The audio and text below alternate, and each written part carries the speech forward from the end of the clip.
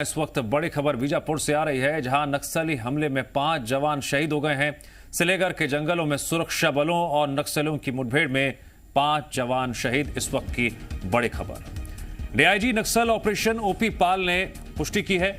एक cobra battalion, 2 बस्तरिया battalion और 2 DRG जवान शहीद हुए हैं। तो वहीं मुठभेड़ में 12 जवानों के घायल होने की खबर आ रही है। एक महिला नक्सली का शव बरामद हुआ है। बीजापुर से जवानों की बैकअप टीम मौके पर पहुंच चुकी है। इस वक्त की बड़ी खबर, नक्सली हमले में 5 जवान शहीद। सिलेगर के जंगलों में सुरक्षा बलों और नक्सलियों के बीच मुठभेड़ अभी भी जारी है। दोनों तरफ से फायरिंग हो रही है। दरअसल ये जानकारी मिली थी जवानों को कि काफी लंबे वक्त से गांव में नक्सलियों का जमावड़ा लगा हुआ है और इसी सूचना के आधार पर जवान यहां पर पहुंचे थे। कई घंटों से ये मुठभेड़ चल रही है। 2 तस्वीरें आपकी टीवी स्क्रीन पर। बीजापुर के नक्सलियों में मुठभेड़ में अब तक 5 जवानों के शहीद होने की खबर आ रही है। सिलेगर के जंगलों में यह मुठभेड़ हो रही है। जानकारी के मुताबिक बीजापुर से जवानों की बैकअप टीम भी मौके पर पहुंच चुकी है और ताजा जानकारी सामने आ रही है कि फिलहाल मुठभेड़ खत्म हो चुकी है। मुठभेड़ में 5 जवानों के शहीद होने की खबर आ रही है।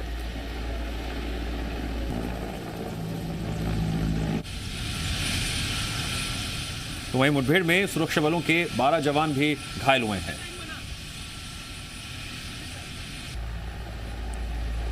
जी हां, ताजा जानकारी मिली है कि करीबन 4 से 5 घंटे मुठभेड़ चली। अब से कुछ ही देर पहले ही मुठभेड़ खत्म हो गई है। तो वहीं बैकअप के लिए एक्स्ट्रा फोर्स भी पहुंच चुकी है। घायल जवानों को रेस्क्यू करने के लिए हेलीकॉप्टर भेजे गए हैं। अब तक 5 जवानों के शहीद होने की खबर आ रही है। बीजापुर में नक्सलियों से यह मुठभेड़ हुई, जिसमें एक नक्सली ढेर हो गई। इस वक्त की बड़ी खबर, यह मुठभेड़ तर्रेम थाना क्षेत्र के जंगल में हुई। जानकारी ये सामने आ रही है कि जिस जगह पर यह मुठभेड़ हुई वहां पर जवानों को काफी संख्या में नक्सलियों के इकट्ठा होने की सूचना मिली थी और इसी सूचना के आधार पर जवान पहुंचे और उसके बाद ये मुठभेड़ शुरू हो गई। करीबन 4 से 5 घंटे ये मुठभेड़ चली। जी मीडिया संवाददाता पवन दुर्गम जुड़ गए हमारे साथ इस खबर पर और अधिक जानकारी के लिए। पवन, मुठभेड़ खत्म हो चुकी है, बैकअप टीम भी पहुंच चुकी है, क्या जानकारी फिलहाल? जी देखिए, मुठभेड़ खत्म हो चुकी है। वहां पे जितने भी घायल थे और शहीदों को वहां से अब तक की जानकारी के अनुसार निकाल दिया गया है। घायलों को मेडिकल कॉलेज जगदलपुर चौपर से भेजा गया है 17 से। अभी कुछ देर बाद करीब 6 बजे जो बस्तर आईजी हैं पी सुंदरराज, वो इस पूरे मामले को लेकर पीछी करने वाले हैं। जो डीआईजी नक्सल ऑपरेशन ओपी पाल है, उन्होंने पुष्टि कर दी है कि 5 जवान जो है वो शहीद है और 12 जवान घायल हैं जिनको गोली लगी है, जिसमें कोबरा बटालियन, बस्तरिया बटालियन और डीआरजी के जवान शामिल हैं। करीब 3 से 4 घंटे वहां मुठभेड़ चलने की जो खबर जानकारी है वो निकल के आ रही है। पुलिस के पास एक पुख्ता सूचना थी कि उस पूरे इलाके में नक्सलियों का बड़ा जमावड़ा है, जिसके बाद ये ऑपरेशन लॉन्च किया गया। वहां पे डीआरजी, कोबरा, एसटीएफ की और सीआरपीएफ की संयुक्त कॉम्बिन टीम 400 के जवानों का जो टीम था वो उस पूरे जंगलों में निकला था।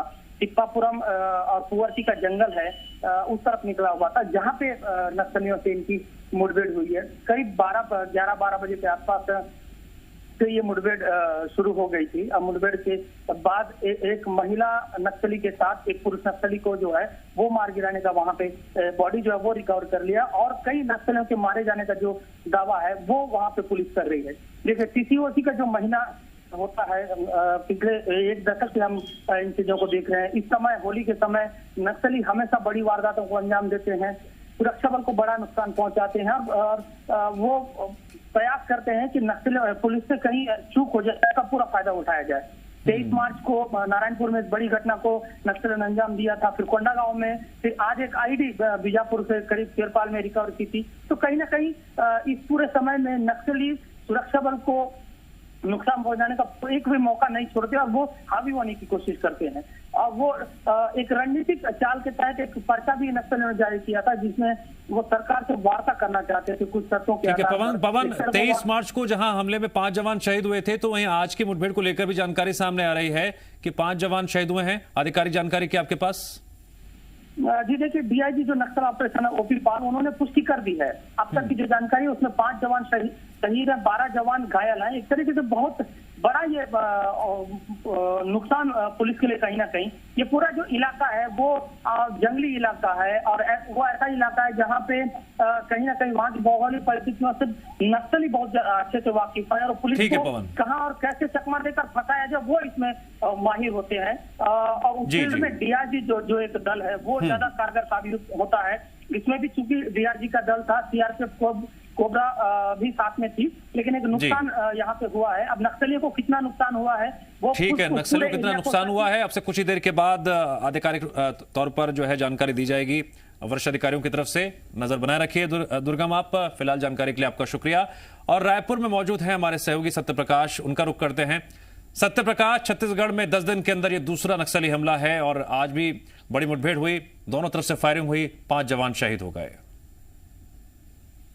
बिल्कुल, देखिए 5 जवानों के शहीद होने की पुष्टि हो चुकी है। डीआरजी नक्सल ऑपरेशन ओपी पाल ने इसकी पुष्टि कर दी है। मतलब आधिकारिक तौर पे ये पुष्टि हो गई है कि आज जो नक्सल ऑपरेशंस के लिए जवान निकले थे उस दौरान नक्सलियों से मुठभेड़ हुई और उसमें 5 जवान शहीद हो गए हैं। 12 जवानों के घायल होने की खबर है। जो जानकारी मिल पा रही है कि उसमें से कुछ जवान गंभीर अवस्था में हैं। जानकारी ये भी है कि 7 से 8 जवानों को रायपुर के लिए रेफर किया जा रहा है। उसके लिए 2 MI हेलीकॉप्टर जो है वो रवाना किए गए हैं। इसके अलावा एम्बुलेंस जो है वो जिला मुख्यालय से रवाना किए गए हैं और उसके बाद उन हेलीकॉप्टर्स के जरिए उन्हें रायपुर रवाना किए जा रहे हैं। इसके अलावा एक महिला नक्सली का शव बरामद किया गया है जिसकी आधिकारिक पुष्टि हुई है, लेकिन पुलिस का मानना है कि इस ऑपरेशन में और भी नक्सलियों को नुकसान पहुंचा है। क्योंकि ऐसे जब बड़े ऑपरेशन होते हैं तो कई दफा ऐसी तस्वीरें सामने निकल के आती है कि नक्सली अपने साथियों को, घायल साथियों को लेकर या जो मारे जाते हैं उन्हें लेकर भाग खड़े होते हैं। तो अभी पुलिस का कमोबेश यही मानना है कि चूंकि बड़ा ऑपरेशन था और इसमें नुकसान जो है वो दोनों तरफ से हुआ है, लेकिन जिस तरह की जानकारी सूत्रों के द्वारा सामने निकल के आ रही है, कहा यह भी जा रहा है कि नक्सली जो है वो अत्याधुनिक हथियारों से लैस थे और अत्याधुनिक हथियारों के जरिए उन्होंने इस ऑपरेशन में लगे हुए जो जवान थे उनको निशाना बनाने की कोशिश की। इसके अलावा ये भी जानकारी निकल के आ रही है कि चूंकि नक्सली पहले से ही घात लगाकर पहाड़ी पे मौजूद थे, उन्हें कहीं ना कहीं अपने लोकल मुखबिर के जरिए सूचना मिल चुकी थी कि इस इलाके में ऑपरेशंस के लिए जवान आ रहे हैं, संयुक्त बल आ रही है। और ऐसे में उन्होंने जो जवानों की टुकड़ी गई थी उस पे ऊपर से, मतलब कि पहाड़ी के ऊपर से उन्होंने हमला करके और निशाना बनाने की कोशिश की और इसीलिए जवानों को ज्यादा क्षति पहुंची है, इस बात की खबर सामने निकल के आ रही है। तो अब तक खबर यही है, जो आधिकारिक पुष्टि हुई है, 5 जवान शहीद हो गए। हालांकि ये भी माना जा रहा है कि आंकड़ा हो सकता है, बढ़ भी सकता है, लेकिन अभी तक इसकी आधिकारिक पुष्टि 5 जवानों के शहादत की हो चुकी है। सत्यप्रकाश, नक्सलियों ने 17 मार्च को शांति वार्ता का प्रस्ताव सरकार के सामने रखा था और उसके बाद एक के बाद एक घटनाएं सामने हो रही हैं। आज सुबह ही 8 किलो का आईडी बम भी बरामद हुआ था। देखिए, नक्सलियों का शद्दम चेहरा है वो कि एक तरफ तो हम शांति वार्ता की अपील करें और दूसरी तरफ से खूनी खेल खेले, और इसीलिए ये किसी भी लोकतांत्रिक व्यवस्था में मंजूर नहीं होता है। आप या तो हथियार छोड़े, आप या तो संवैधानिक व्यवस्था पे यकीन करें, और या अगर हिंसा का रास्ता अपनाएं तो फिर मुंहतोड़ जवाब मिलेगा। और शायद यही वजह है कि जिस तरह की पेशकश शर्तों के आधार पे नक्सलियों ने की थी, साफ तौर पे छत्तीसगढ़ सरकार की तरफ से कहा गया था कि पहले हथियार छोड़कर संवैधानिक व्यवस्था पे यकीन जताए, उसके बाद वार्ता के लिए पहल की जा सकती है। वार्ता तो और शांति तो सभी चाहते हैं। तो कहीं ना कहीं नक्सली जो हैं वो एक तरफ तो हथियार भी नहीं छोड़ना चाहते, संवैधानिक व्यवस्था में भी नहीं लौटना चाहते, विकास कार्यों का भी विरोध करेंगे, और दूसरी तरफ शांति वार्ता की अपील, शद्दम अपील के अलावा और कुछ नहीं हो सकता, क्योंकि जिस तरह से लगातार ठीक है नक्सलियों ने जी। सत्यप्रकाश, जानकारी के लिए आपका दिनों में ये शुक्रिया। तो वहीं पूर्व सीएम रमन सिंह ने बीजापुर नक्सली हमले में 5 जवानों के शहीद होने पर दुख जताया। ट्वीट करते हुए उन्होंने शहीद जवानों को श्रद्धांजलि दी और परिवार वालों के प्रति संवेदना व्यक्त की।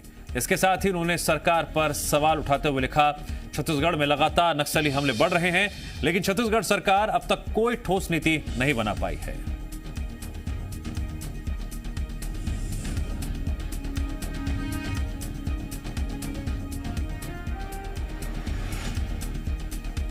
छत्तीसगढ़ के पूर्व मुख्यमंत्री रमन सिंह ने शहीदों को श्रद्धांजलि दी है। श्रद्धांजलि देते हुए ट्वीट किया है, परिवार वालों के प्रति संवेदना व्यक्त की है। श्रद्धांजलि देने के साथ ही उन्होंने सरकार पर भी सवाल उठाते हुए ट्वीट करते हुए लिखा है, छत्तीसगढ़ में लगातार नक्सली हमले बढ़ रहे हैं, लेकिन छत्तीसगढ़ सरकार अब तक कोई ठोस नीति नहीं बना पाई है। गौरतलब है 23 मार्च को जहां नारायणपुर में नक्सली हमला हुआ था, जिसमें 5 जवान आईईडी ब्लास्ट में शहीद हो गए थे, तो वहीं आज बीजापुर में भी मुठभेड़ हुई। नक्सली और जवानों के बीच हुई मुठभेड़ में 5 जवान शहीद हो गए।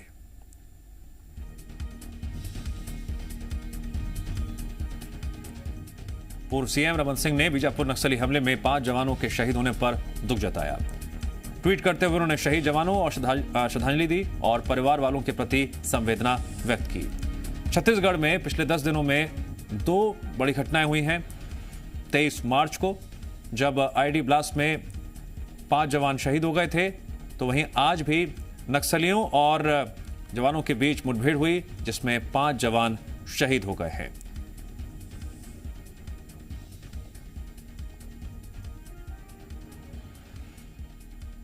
आज शाम 5 बजे मुठभेड़ खत्म हो गई थी, उसमें 5 जवान शहीद हो गए। बैकअप टीम भी मौके पर पहुंच चुकी है। जो जवान घायल हुए हैं उन्हें चॉपर से अस्पताल पहुंचाया जा रहा है। दूसरी तरफ अगर हम सियासी गलियारों की बात करें, पूर्व मुख्यमंत्री रमन सिंह ने राज्य सरकार पर निशाना साधते हुए सवाल खड़े किए हैं। उन्होंने ट्वीट करते हुए लिखा कि छत्तीसगढ़ में लगातार नक्सली हमले बढ़ रहे हैं, लेकिन छत्तीसगढ़ सरकार अब तक कोई ठोस नीति नहीं बना रही है। वहीं नक्सलियों ने 17 मार्च को शांति वार्ता का प्रस्ताव भी सरकार के सामने रखा था, लेकिन दूसरी तरफ एक के बाद एक नक्सली घटनाएं सामने आ रही हैं। नक्सली कायराना करतूतों को अंजाम दे रहे हैं, जगह जगह आईईडी बम प्लांट कर रहे हैं, तो वहीं जवान भी उनकी कायराना करतूत का जवाब मजबूती के साथ दे रहे हैं। पहले नारायणपुर और अब बीजापुर, 10 दिन में 2 नक्सली घटनाएं सामने आई हैं। नारायणपुर में हुई नक्सली हमले में आईईडी ब्लास्ट में 5 जवान शहीद हो गए थे, तो आज हुई मुठभेड़ में भी 5 जवानों के शहीद होने की खबर आ रही है। और इसी को लेकर छत्तीसगढ़ के मुख्यमंत्री, माफ कीजिएगा, छत्तीसगढ़ के पूर्व मुख्यमंत्री रमन सिंह ने ट्वीट करते हुए सवाल खड़े किए हैं कि छत्तीसगढ़ में लगातार नक्सली हमले बढ़ रहे हैं, लेकिन छत्तीसगढ़ सरकार अब तक कोई ठोस नीति नहीं बना पाई है।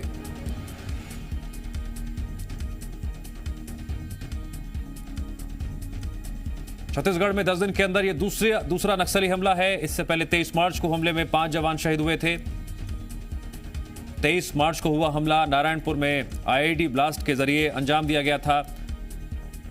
और आज सिलेगर के जंगलों में सुरक्षा बलों और नक्सलियों के बीच मुठभेड़ हुई। काफी देर तक दोनों तरफ से फायरिंग होती रही। जानकारी के मुताबिक 4 से 5 घंटे ये मुठभेड़ चली और शाम 5 बजे मुठभेड़ खत्म हो गई। इस नक्सली हमले में 5 जवान शहीद हो गए, जिसके बाद प्रदेश की सियासत भी गर्मा गई है। छत्तीसगढ़ के पूर्व मुख्यमंत्री रमन सिंह ने छत्तीसगढ़ सरकार पर निशाना साधा है और सवाल खड़े करते हुए ट्वीट में लिखा है, छत्तीसगढ़ में लगातार नक्सली हमले बढ़ रहे हैं, लेकिन छत्तीसगढ़ सरकार अब तक कोई भी ठोस नीति नहीं बना पाई है। आज जो मुठभेड़ हुई उसको लेकर जानकारी सामने आ रही है कि सिलेगर के जंगलों में नक्सली घात लगाकर बैठे हुए थे और तभी वहां पर सर्चिंग के दौरान उन्होंने सुरक्षा बलों पर हमला कर दिया। सुरक्षा बलों ने भी जवाबी फायरिंग की।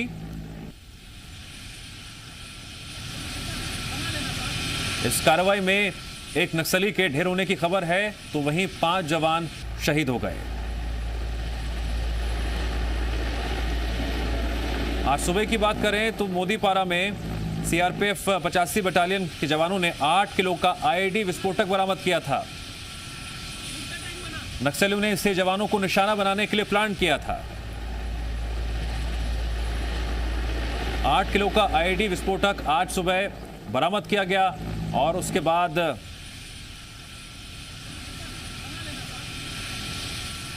मुठभेड़ हो गई नक्सलियों से, जिसमें 5 जवान शहीद हो गए।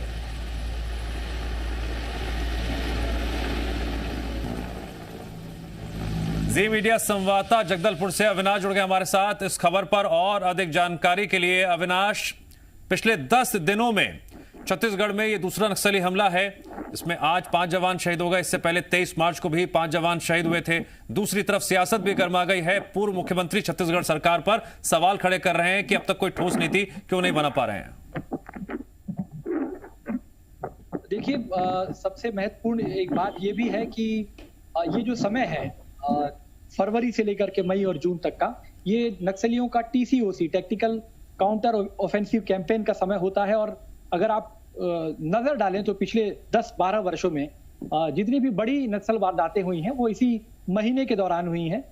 ये ऐसा समय होता है जब बस्तर के अंदरूनी इलाकों में जो जंगली इलाके हैं वहां पर जो पत्ते हैं वो झड़ जाते हैं और रिश्ता बढ़ जाती है, तो नक्सली इसका लाभ उठाते हैं। और इस बार का ये जो मामला रहा है, ये जो तर्रेम में जिस तरह की खबरें तर्रेम से निकल करके आ रही हैं, ये मामला थोड़ा सा अलग इसलिए है कि इस पूरे मामले में एक विशेष इनपुट पर पुलिस के पास ये इनपुट थी कि तर्रेम के अंदरूनी इलाकों में बीते 15 दिनों से नक्सलियों का जमावड़ा लगा हुआ है और वहां पर बड़े कैडर के नक्सली मौजूद हैं। और ये भी जानकारी निकल करके आ रही है कि झीरम हमले का जो मास्टरमाइंड रहा है हिड़मा, वो इस पूरे इलाके में मौजूद है। और होली के आसपास पुलिस ने अपने ड्रोन के जरिए उस इलाके की तस्वीरें भी ली थी और तस्वीरों में यह दिखाई दिया था कि वहां पर नक्सलियों का जमावड़ा है।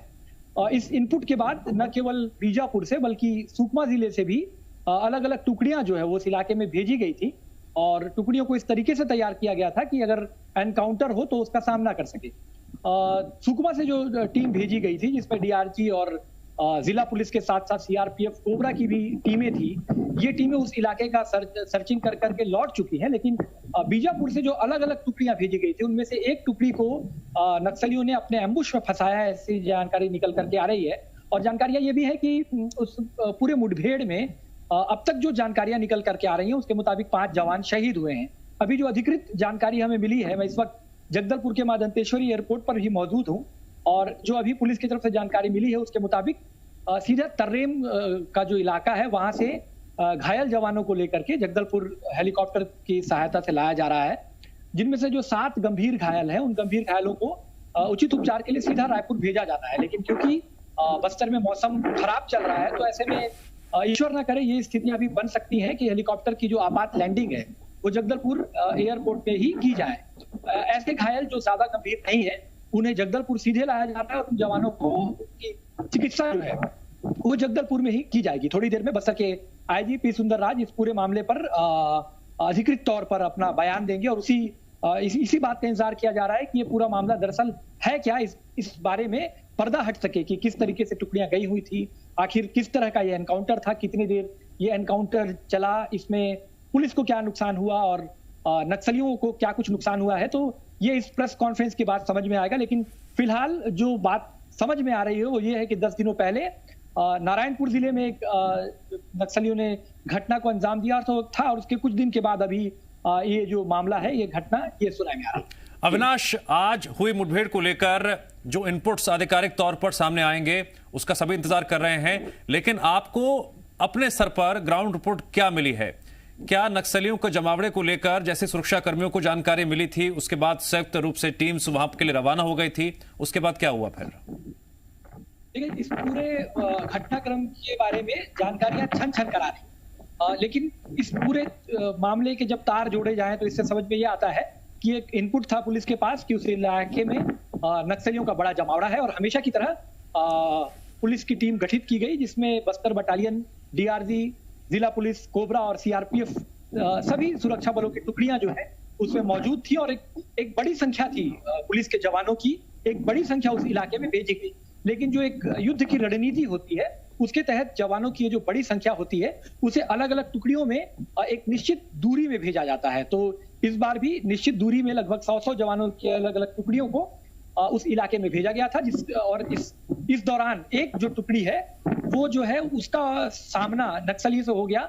और इसमें बड़ी बात ये भी निकल करके आ रही है कि जनरली जो एनकाउंटर्स हुआ करते हैं, जो मुठभेड़ हुआ करते हैं पुलिस और सुरक्षा बलों के बीच, वो बहुत लंबे ड्यूरेशन की, लंबी अवधि के एनकाउंटर्स नहीं होते हैं। 5 मिनट, 10 ठीक है मिनट, अविनाश इनपुट्स ये भी मिल रहे हैं कि नक्सली हमले में घायल जवान जगदलपुर लाए जा सकते हैं क्योंकि बस्तर में मौसम खराब है और जवानों को रायपुर ले जाने में परेशानी हो रही है। जी बिल्कुल, बस्तर का मौसम जो है वो खराब है। तर्रेम से सीधे 2 अलग अलग हेलीकॉप्टरों में गंभीर और कम गंभीर घायलों को और कम गंभीर घायलों को अलग अलग 2 हेलीकॉप्टर की सहायता से और वहां से उड़ाया गया है। हेलीकॉप्टर की सहायता से एक हेलीकॉप्टर को सीधे सीधे राजधानी रायपुर भेजा जाना है क्योंकि उस हेलीकॉप्टर में 7 गंभीर घायल जवान हैं जिन्हें उचित उपचार की जरूरत है और उन्हें सीधा रायपुर के ट्रॉमा सेंटर में ले जाया जाएगा, जबकि जो कम गंभीर घायल जवान हैं उन्हें जगदलपुर में लाया जाना है। क्योंकि मौसम की खराबी है तो ऐसे में ये भी आशंका बनी हुई है कि जो गंभीर घायल जवान हैं, 7 जवान, उनका हेलीकॉप्टर भी हो सकता है कि जगदलपुर में लैंड करे। लेकिन अभी इस बात की पुष्टि नहीं हुई है कि वो हेलीकॉप्टर सीधे रायपुर जाएगा या उसे आपात स्थिति में जगदलपुर में भी लैंड करवाएगा। ठीक है अविनाश, मैं एक और मुद्दा यहां सामने रखना चाहूंगा कि 17 मार्च को जिस तरह से नक्सलियों ने शांति वार्ता का प्रस्ताव सरकार के पास भेजा था, उसके बाद से घटनाओं में लगातार बढ़ोतरी देखने को मिल रही है। देखिए, शांति वार्ता का ये जो प्रस्ताव है ये कोई पहली बार नहीं है। शांति वार्ता के प्रस्ताव में जो पहला जो इनका डिमांड होता है, पहला डिमांड जो नक्सल संगठन करता है वो ये करता है कि इस पूरे इलाके से सुरक्षा बलों को हटा लिया जाए। ये प्रैक्टिकल नहीं है, ये किसी भी लिहाज से प्रैक्टिकल नहीं है कि केरल राज्य से बड़े बस्तर संभाग के भूभाग से जहां पर हजारों की संख्या में सुरक्षा बल अलग अलग इलाकों में तैनात किए गए हैं, वहां से सबसे पहले सुरक्षा बलों को हटा लिया जाए और उसके बाद वार्ता हो। ये एक तरीके से सीधा सीधा नक्सल संगठन द्वारा एक ऐसी पहल होती है जो प्रैक्टिकली संभव नहीं है और संगठन ये जानता है कि ये कभी हो नहीं पाएगा। तो इस तरीके से समझ में ये आता है कि नक्सल संगठन वार्ता के लिए तैयार ही नहीं है। और इस तरह की बातों के निकल के आने के बाद, वार्ता की बातें निकल के आने के बाद तो ये बड़ी घटनाएं हो गई हैं और अलग अलग जगहों पे बस्तर के अंदरूनी इलाकों में जनप्रतिनिधियों की हत्याएं भारतीय जनता पार्टी के भी हैं और अलग अलग राजनीतिक दलों के जो जनप्रतिनिधि हैं, जनपद सदस्य हैं, सरपंच हैं, ये जो हत्याओं का सिलसिला है ये अनवरत नक्सल संगठन करता रहा है। तो बातों में और जो ये पर्चे जारी किया करते हैं उनमें भले शांति वार्ता की पहल की जा रही हो, लेकिन धरातल पर अगर आप देखेंगे तो नक्सल संगठन जिस तरीके से घटनाओं को अंजाम देता है उस तरीके से दे ही रहा है, बल्कि इस दरमियान में नक्सल संगठन तो बड़ी घटनाओं को अंजाम दे रहा है। तो ये सोचने वाली बात है कि आखिर जो पर्चे जारी किए जाते हैं जिसमें समाधान की बात, वार्ता की बात की जाती है, उन पर्चों को कितना गंभीरता से लिया जाए या ये जो घटनाएं सामने दिख रही हैं वो हकीकत में क्या है। ये आपस में विरोधाभासी कृत्य है नक्सलियों का। ठीक है विनाश।